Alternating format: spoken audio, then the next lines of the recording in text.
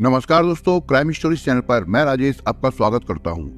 दोस्तों, आज मैं आपको अपराध की जिस वारदात के बारे में बताने जा रहा हूं, वो वारदात हनुमानगढ़ राजस्थान में हुई थी।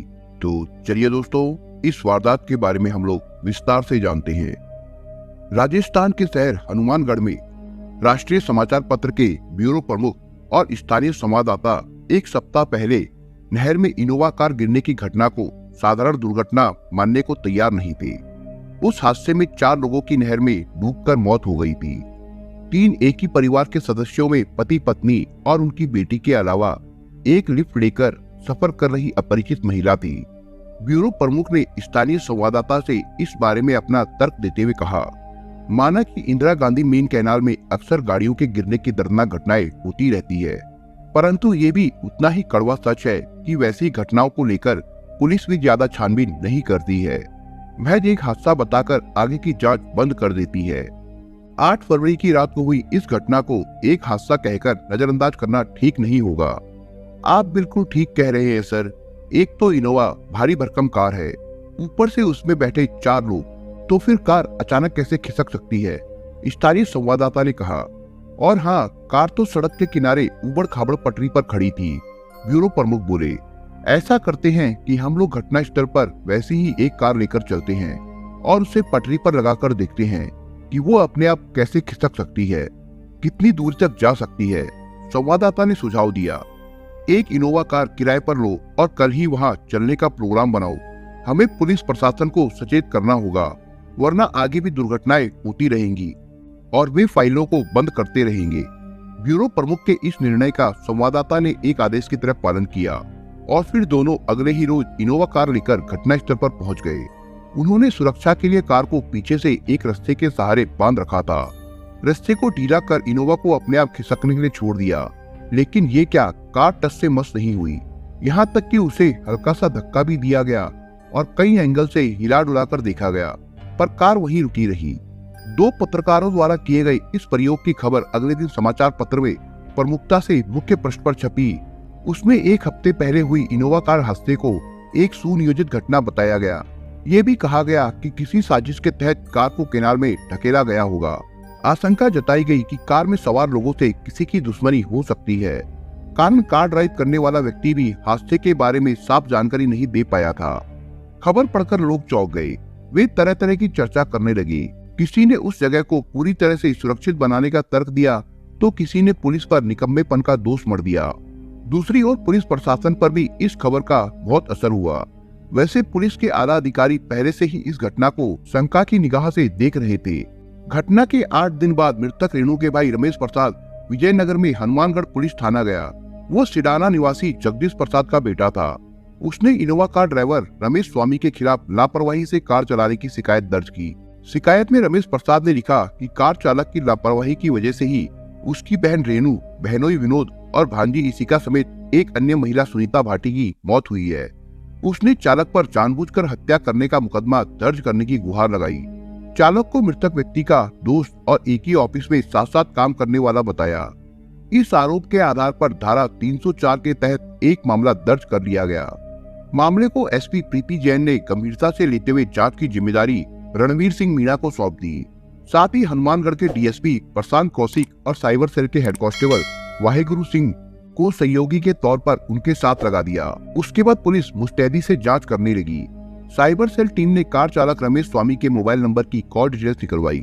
पिछले 10 दिनों के भीतर मोबाइल पर हुई उसकी तमाम बातचीत की स्टडी की गई।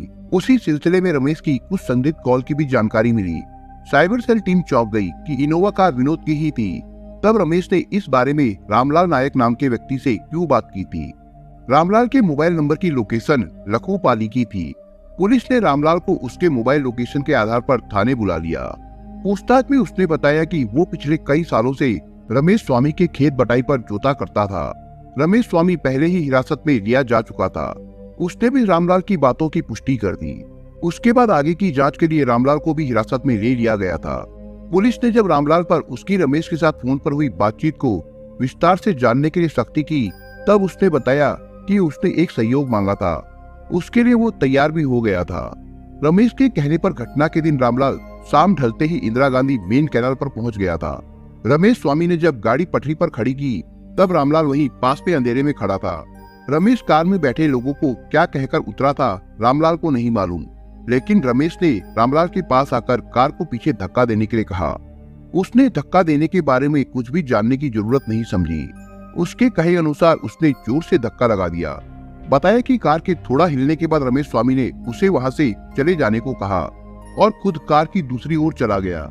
इस मामले में पुलिस के सामने ये सवाल खड़ा था कि आखिर कार को रमेश और रामलाल ने जानबूझकर क्यों पीछे से धकेला। कार के हिलने के बाद रमेश वहां से थोड़े समय के लिए क्यों चला गया। उसने रामलाल को धक्का देने के तुरंत बाद क्यों चले जाने को कहा। रामलाल ने कार के धक्का देने के बारे में उससे कुछ भी क्यों नहीं पूछा। इन सवालों के कुछ जवाब से पुलिस के सामने एक और सच्चाई सामने आई। उस सच में एक दोस्त की दगाबाजी भी उजागर हो गई। जांच की दूसरी कड़ी के तौर पर शिकायतकर्ता रमेश प्रसाद से कुछ अन्य जानकारियां जुटाई जाने लगी। उसके बहनोई की मौत परिवार समेत हो गई थी। प्रसाद ने बताया कि उसके बहनोई विनोद कुमार पिछले कुछ महीनों से काफी मानसिक तनाव में थे। 4 बीघा खेती की जमीन खरीदने की बात करते रहते थे, जिसके लिए उन्होंने अपने एक बहुत ही खास दोस्त रमेश को 15 लाख रुपए एडवांस भी दिए थे। ये बात साल 2020 के अगस्त माह में कोरोना का असर कम होने के समय की थी। बताते हैं कि उसकी रजिस्ट्री नहीं हो पाने से वो बहुत परेशान चल रहे थे। प्रसाद की इस जानकारी के आधार पर पुलिस ने विनोद कुमार के दोस्त रमेश स्वामी को भी संदिग्ध मानते हुए अपनी गिरफ्त में ले लिया था। पुलिस के सामने अब कुछ तस्वीर साफ होती नजर आने लगी थी। रमेश से जमीन की खरीद बिक्री संबंधी सवाल पूछे गए, जिसमें जमीन से लेकर उसके लिए पैसे के लेन देन की बातें भी थी। पहले तो रमेश दोस्त की आकस्मिक मौत का मातम मनाते हुए खुद को निर्दोष बताता रहा। काफी समय तक एक दोस्त खोने का रोना रोता रहा, लेकिन जब पुलिस ने खेती की जमीन के लिए एडवांस और रजिस्ट्री नहीं होने की बात सख्ती से पूछी तो वो टूट गया। उसने बताया कि वो जमीन विनोद के नाम रजिस्ट्री नहीं करा सकता था, क्योंकि जमीन उसके पिता के नाम थी। उसने ये भी बताया कि जमीन का सौदा 25 लाख रुपए में तय हुआ था। उसे एडवांस में 15 लाख रुपए मिले थे। एडवांस की एक कच्ची रसीद बनाई गई थी, बाकी पैसे रजिस्ट्री के समय मिलने थे। रमेश से पूछताछ के सिलसिले में जमीन के भारतमाला प्रोजेक्ट के तहत राष्ट्रीय राजमार्ग में चिन्हित होने की बात सामने आई। बताते हैं कि इस कारण जमीन की कीमत एक झटके में कई गुना बढ़ गई थी। इस आधार पर पुलिस को समझते देर नहीं लगी कि रमेश के मन में अधिक मुनाफे का लालच आ गया होगा और रजिस्ट्री नहीं होने की बहानेबाजी पर उतर आया होगा। रमेश और विनोद एक शिक्षण संस्थान SKAM में नौकरी करते थे। वहाँ विनोद कुमार अकाउंटेंट थे, जबकि रमेश स्वामी क्लर्क के पद पर तैनात था। विनोद एकदम शांत स्वभाव के थे, तो वहीं स्वामी का स्वभाव उनके उलट था, लेकिन उनकी दोस्ती की सभी मिसाल देते थे। विनोद कुमार के साले प्रसाद ने पुलिस को उनकी परेशानी में कही हुई एक और बात बताई। बहनोई ने एक बार कहा था कि उसके दोस्त ने उसके पीठ में खंजर घोंपा है। वो पैसे वापस नहीं कर रहा है, केवल बहाने बनाता है। एडवांस की रकम वापसी नहीं किए जाने को लेकर भी पुलिस ने रमेश से पूछताछ की। इस पर रमेश ने बताया कि उसने दिसंबर 2020 के अंत में पैसा लौटाने का वादा किया था, लेकिन उसकी नीयत में खोट आ गई थी। पैसा लौटाने के बजाय उसने विनोद के मुंह को हमेशा के लिए बंद करने की खतरनाक योजना बना ली थी। ऐसा निर्णय लेने के बारे में उसने बताया कि बार बार पैसा मांगने से वो तंग आ गया था। उसे लेकर ऑफिस के सभी लोग तरह तरह की बातें किया करते थे, पीठ पीछे उसकी बुराई करते थे। रमेश के अनुसार पैसे वापसी को लेकर उसकी आखिरी खुशनुमा मुलाकात ऑफिस में ही हुई थी। रमेश ने माफी मांगते हुए मात्र 3 दिनों में ही पैसा लौटाने का आश्वासन दिया था। उस दिन दोनों ने कई महीने बाद ऑफिस में एक साथ बैठकर नाश्ता किया और चाय पी। उनके बीच महीनों से चले आ रहे गिले शिकवे दूर हो गए थे। विनोद खुश हो गए थे कि उनका पैसा मिलने वाला है। मिलने वाले पैसे को लेकर उन्होंने मन ही मन कुछ योजनाएं भी बना ली थी। इससे अलग रमेश के मन में कुछ और ही खिचड़ी पक रही थी। उसने रकम लौटाने का वादा तो कर लिया था, लेकिन सच तो ये था कि रकम उसके पास थी ही नहीं। पलक झपकते ही 2 दिन गुजर गए। रमेश के हाथ खाली ही थे। उसने नया बहाना बनाया। चौथे दिन विनोद के घर पहुंच गया। विनोद ने प्यार से उसे बिठाया और पत्नी को उसके लिए चाय नाश्ता लाने के लिए कहा, लेकिन रमेश मना करता हुआ मायूसी से बोला, दोस्त, मैं अपने वायदे पर खरा नहीं उतर पाया हूँ।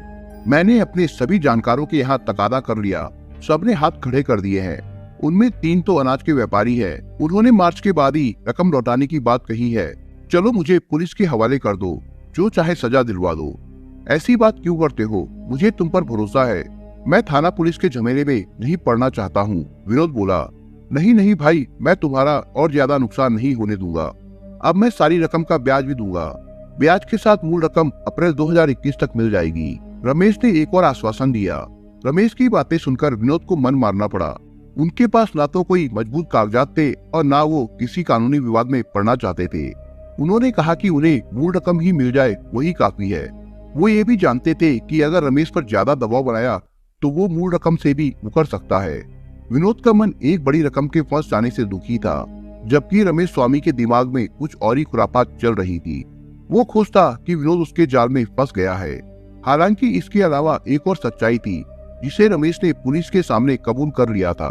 उसने तय कर लिया था कि विनोद को इस दुनिया से ही चलता कर देगा। इसके लिए वो उधेड़बुन करता रहा कि कैसे विनोद की मौत को स्वाभाविक मौत में बदला जाए। उसे एशिया की सबसे लंबी नहर इंदिरा गांधी मेन कैनाल के बारे में मालूम था, जिसमें कई वाहनों की जल समाधि हो चुकी थी। उन हादसों की पुलिस विशेष जांच नहीं करती थी और वैसे हादसों की फाइलों को बंद कर दिया जाता था। इसी तर्ज पर रमेश ने योजना बनाई। नए साल 2021 की शुरुआत हो चुकी थी। विनोद अपनी बड़ी बेटी रिया को सीकर ले जाना चाहता था। वहाँ उसे एक कोचिंग संस्थान में दाखिला करवाना था। हालांकि उसके पास खुद की इनोवा कार थी, लेकिन उससे वो दूर की यात्रा के लिए खुद ड्राइव नहीं करता था।